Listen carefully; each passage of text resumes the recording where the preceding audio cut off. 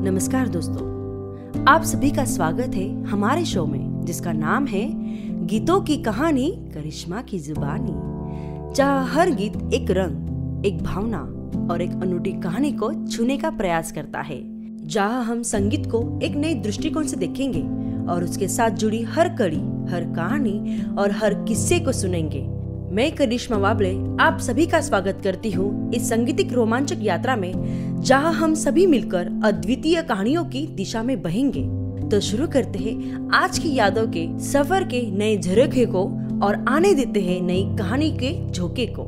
आज का किस्सा कुछ ऐसा है, एक्चुअली कुछ गाने बनते हैं और कुछ एक्सीडेंटली बन जाते हैं। आज मैं जो आपको गाना बताने जा रही हूँ, जो किस्सा सुनाने जा रही हूँ, वो अपने आप में ही एक अजीब किस्सा है।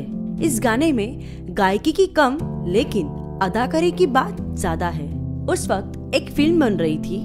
फिल्म का नाम था आए दिन बाहर के।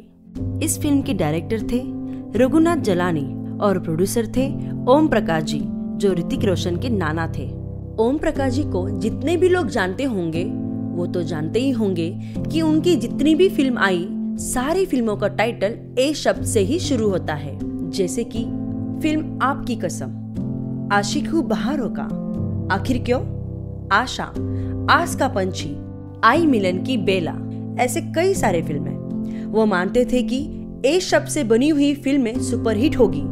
वो एक फिल्म बना रहे थे जिसका नाम था आए दिन बाहर के, जिसकी स्टारकास्ट थी आशा पारेख जी और धर्मेंद्र जी। ये फिल्म एक म्यूजिकल फिल्म थी। लक्ष्मीकांत प्यारेलाल जी का म्यूजिक था, आनंद बख्शी का लिरिक्स था। इस फिल्म में एक अजीब जगह, एक अजीब गाने की मांग हुई थी। जहां इस फिल्म में एक पार्टी का सीन शुरू होता है और उस सीन के लिए एक गाना चाहिए था। रफी साहब, धर्म जी, लक्ष्मीकांत प्यारेलाल और आनंद बख्शी जी का क्या कमाल का कॉम्बिनेशन रहा, ये बात तो आप सब लोग जानते ही हैं। एक और बात मैं आपको बता दूं, आए दिन बाहर के सन 1966 की जो फिल्म थी, उसके सारे गाने हिट थे, क्योंकि इस फिल्म के जो डायरेक्टर थे रघुनाथ जलानी जी, जिनका खुद का म्यूजिक सेंस कमाल का था। इस फिल्म में रफी साहब का सोलो गाना भी था, फूलों के रंगत वाली और खुदाया खैर, और साथ ही साथ लता दीदी के भी 2 सोलो सॉन्ग्स थे। मेरा महबूब है बेमिसाल एक और महान गाना था, सुनो सजना, और महेंद्र कपूर के साथ साथ लता दीदी का भी एक डुएट सॉन्ग था, ये कली जब तक फूल बनकर मिले, इंतजार इंतजार करो। और इनके अलावा भी आशा भोसले जी का भी एक गाना था, खत लिख दे सावरिया के नाम बाबू। इस फिल्म में गाने तो 5-6 थे, लेकिन सारे के सारे सुपर डुपर हिट थे। लेकिन जिस गाने के बारे में आपको बताने वाली हूँ, जो किस्सा मैं आपको सुनाने वाली हूँ, वो अपने आप में कमाल तो है ही। जानना चाहते हो तो चलिए।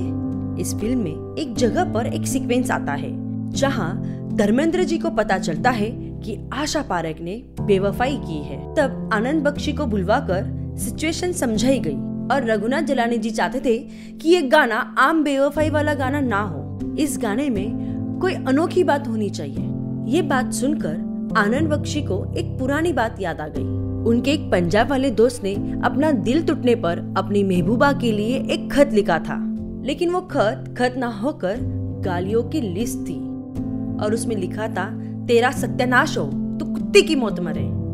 ऐसे बहुत सारी चीजें लिखी थी और ये खत आनंद बख्शी जी को याद आ गया और उसी वक्त उन्होंने डायरेक्टर साहब से कहा कि मैं कुछ नया लेकर आता हूँ, और वो गाना लिखकर ले आए।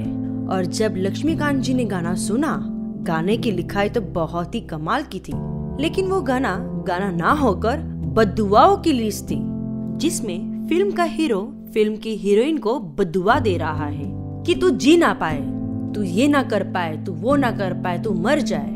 और जब रघुनाथ जलानी जी ने गाना सुना तो वो उछल पड़े और कहा, ये तो एक नई बात है, और वैसे भी सारे आशिक थोड़ी ना अपनी महबूबा से कहेंगे कि तू हमेशा खुश रहे। तो रघुनाथ जलानी जी ने जैसा गाना सोचा था, वैसा ही अलग गाना उनको मिल गया और अब म्यूजिक बन गया।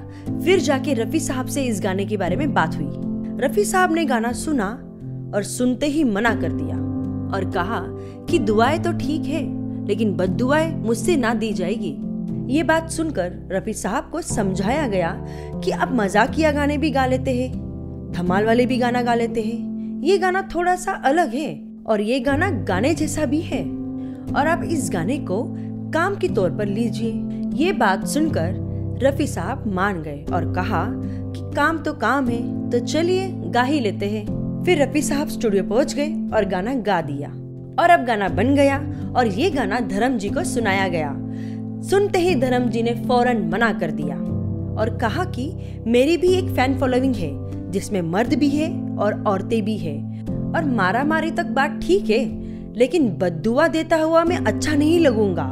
फिर रफी साहब ने धर्म जी से कहा कि इस गाने में जो बोल है उसको दर्द के साथ पिरोया गया है, तो ये बोल चुभेंगे नहीं और ऐसा लगता है कि कोई आदमी गुस्से में नहीं दर्द में कह रहा है और गुस्से में कहीं बात बुरी लग सकती है, लेकिन दर्द में कहीं बात कहीं ना कहीं सहानुभूति रखती है। तो अगर तुम ये दर्द पर्दे पर लेकर आए जो मेरी आवाज में है तो बात बन सकती है। तो इस गाने के मूड को समझते हुए धर्म जी मान गए। फिर ये गाना पर्दे पर पेश हुआ और जो कमाल हुआ ये आप सब लोग जानते ही हैं और जो भी ये गाना सुनता गुनगुनाते हुए बाहर निकलता। और उस जमाने में दिल टूटे आशिकों की कमी नहीं थी और सड़कों पर हर जवादिल यही गाना गुनगुना रहा था और ये गाना था मेरे दुश्मन तू मेरी दोस्ती को तरसे। म्यूजिक इंडस्ट्री में ये पहला और आखिरी गाना था जिसमें बद्दुआओं को संगीत में पिरोया गया था और ये हुनर केवल आनंद बख्शी के कलम में ही पाई जाती थी और इसीलिए वो नींव का पत्थर साबित हुए। तो दोस्तों यही था वो कमाल का गीत और आज का एपिसोड। तो दोस्तों मिलते हैं अगले हफ्ते एक नए किस्से के साथ, एक नए एपिसोड के साथ और एक अनसुनी कहानी के साथ। तो दोस्तों आपको हमारा ये एपिसोड कैसा लगा आप हमें कमेंट के द्वारा बता सकते हैं और ऐसे ही नए नए एपिसोड्स देखने के लिए हमारे इस चैनल को सब्सक्राइब कीजिए जिसका नाम है करिश्मा हिट्स। तो फिर मुलाकात होगी ऐसे ही नए किस्से के साथ में हमारे इस शो में जिसका नाम है गीतों की कहानी करिश्मा की जुबानी। धन्यवाद।